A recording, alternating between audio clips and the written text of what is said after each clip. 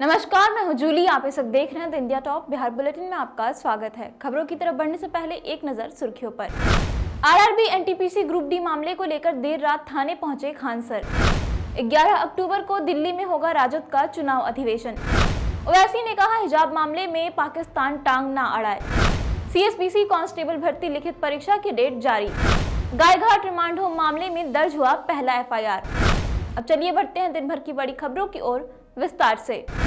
RRB NTPC group D मामले को लेकर देर रात थाने पहुंचे खान सर। बीते दिनों आरआरबी एनटीपीसी के रिजल्ट में धांधली को लेकर छात्रों ने कई ट्रेनों को रोककर आंदोलन किया था। इस मामले में पटना के चर्चित खान सर समेत पटना के 6 शिक्षकों के ऊपर गाज गिरी थी।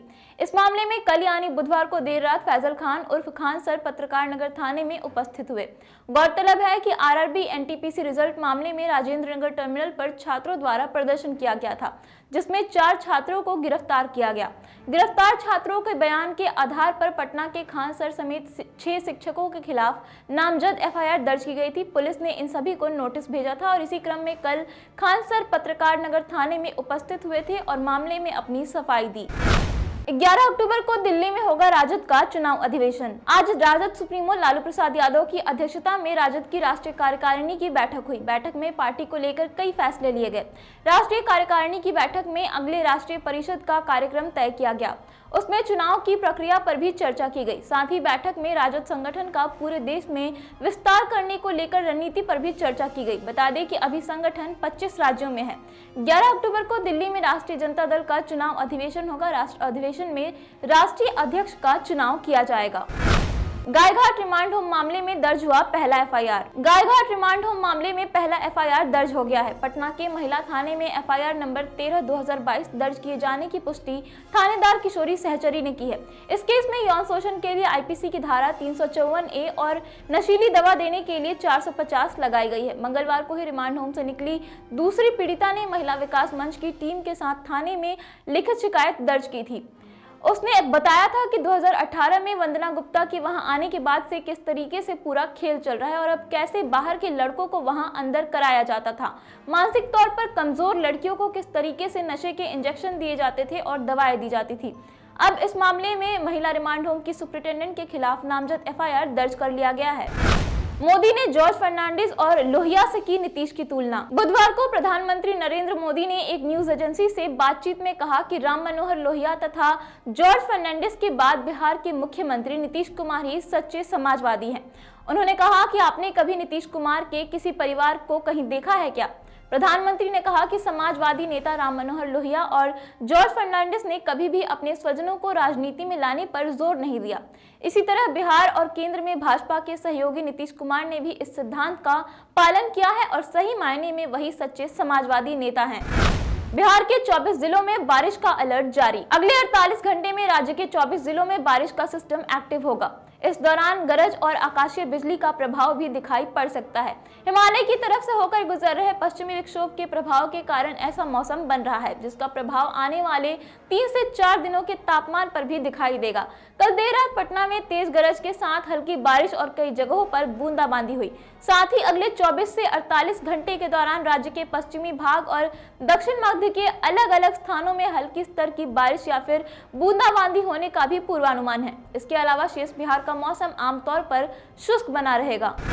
ओवैसी ने कहा, हिजाब मामले में पाकिस्तान टांग ना अड़ाए। हिजाब विवाद पर पाकिस्तान के विदेश मंत्री के कमेंट पर ओवैसी ने हमला बोला है। यूपी चुनाव में एक जनसभा को संबोधित करते हुए ओवैसी ने कहा, कर्नाटक हिजाब विवाद भारत का आंतरिक मुद्दा है और दूसरों को हस्तक्षेप नहीं करना चाहिए। उन्होंने कहा कि पाकिस्तान के लोगों को अपने आंतरिक संघर्षों की चिंता करनी चाहिए। उनके पास बहुत मुद्दे हैं। हमारे मुद्दों में दखल देने की जरूरत नहीं है और ना ही इधर देखने की जरूरत है। उन्होंने कहा कि उधर ही रहे, हमारे मामलों में टांग ना अड़ाएं वरना जख्मी हो जाएंगे।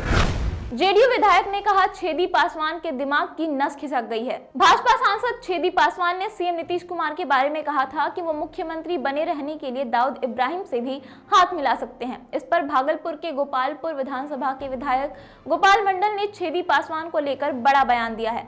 एमएलए गोपाल मंडल ने कहा कि छेदी पासवान की दिमाग की नस खिसक गई है, इसलिए ऐसा बयान दे रहे हैं। हम सभी गठबंधन में हैं, किसी को भी कुछ भी सोच समझकर बोलना चाहिए। मंडल ने कहा, जदयू के बिना बीजेपी कुछ नहीं कर सकती। बिहार में जिस तरह से कांग्रेस खिसक गई है, ठीक उसी तरह से भाजपा भी खिसक जाएगी।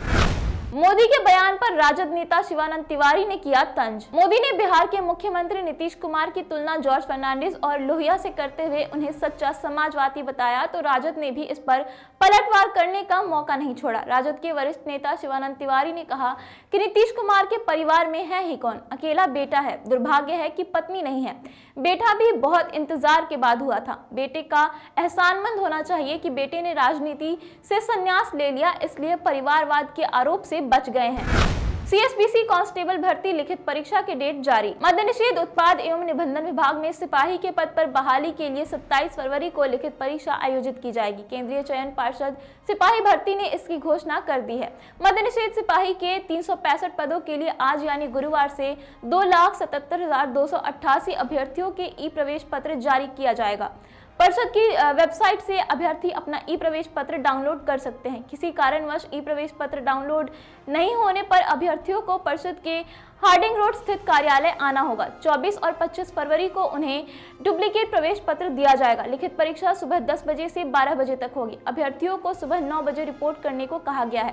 परीक्षा कक्ष में प्रवेश 9:40 तक ही हो सकता है। कांग्रेस ने दिया सीएम नीतीश को ऑफर। भाजपा के सांसद छेदी पासवान ने सीएम नीतीश को लेकर जो बयान दिया था, उस पर भागलपुर के सदर के कांग्रेस विधायक संघ कांग्रेस विधायक दल के नेता अजीत शर्मा ने पलटवार किया है। उन्होंने कहा कि इतनी घिनौनी बात और नीचे की बात कोई सांसद कैसे कह सकता है। सांसद के बोलने के बाद अगर सीएम नीतीश कुमार चुप हैं, ये आश्चर्य की बात है। लगता है सीएम नीतीश कुमार भाजपा के साथ दबाव में काम कर रहे हैं। ऐसे में खुलकर काम करना आसान नहीं होगा। उनको अगर वहां दिक्कत है तो हमारे साथ आए। सभी सेक्युलर मिलकर सरकार बनाते हैं और फिर काम करते हैं। इससे बिहार का विकास होगा।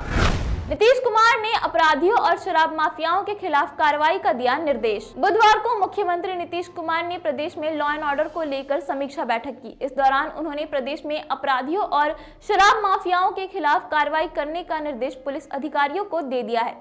साथ ही जमीनी विवाद को लेकर लगातार जनता दरबार में आ रहे मामलों को थाना स्तर पर सुलझाने का निर्देश भी दिया। मुख्यमंत्री ने पुलिस अधिकारियों को निर्देश दिया कि ऑर्गेनाइज क्राइम को लेकर विशेष रणनीति बनाई जाए। जिला स्तर पर हर छोटी बड़ी घटनाओं की मॉनिटरिंग की जिम्मेदारी जिला के पुलिस अधीक्षक को दी जाए। रक्षा मंत्रालय ने 41 पदों पर निकाली वैकेंसी। रक्षा मंत्रालय ने नौकरियों की अधिसूचना अपडेट कर दी है। स्टेनो एलडीसी मजदूर पदों के लिए उम्मीदवारों की नियुक्ति करने के लिए नोटिफिकेशन जारी कर दिया गया है। इच्छुक उम्मीदवार इन पदों के लिए ऑनलाइन आवेदन कर सकते हैं। इन पदों पर भर्ती के लिए एक लिखित परीक्षा आयोजित की जाएगी, जिसमें कक्षा 10वीं के स्तर के प्रश्न होंगे।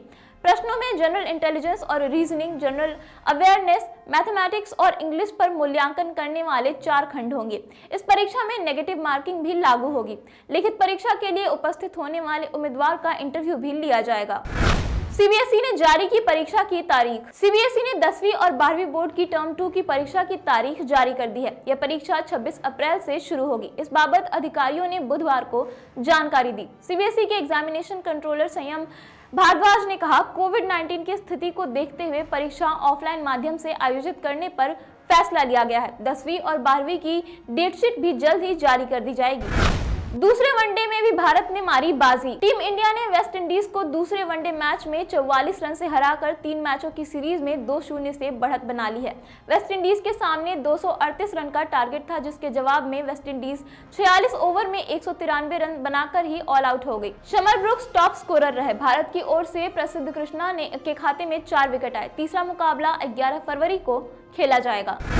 पार्थ समथान बॉलीवुड में मारने वाले हैं एंट्री। मीडिया रिपोर्ट्स के मुताबिक पार्थ समथान जल्द ही बॉलीवुड में एंट्री मारने वाले हैं। वो अब शूटिंग भी शुरू करने जा रहे हैं। इस बारे में एक्टर पार्थ ने खुद जानकारी दी है। उन्होंने कहा कि वो जल्द ही एक प्रोजेक्ट को लीड करते हुए नजर आएंगे। एक्टर ने कहा, 15 फरवरी से मैं शूटिंग शुरू करने जा रहा हूँ।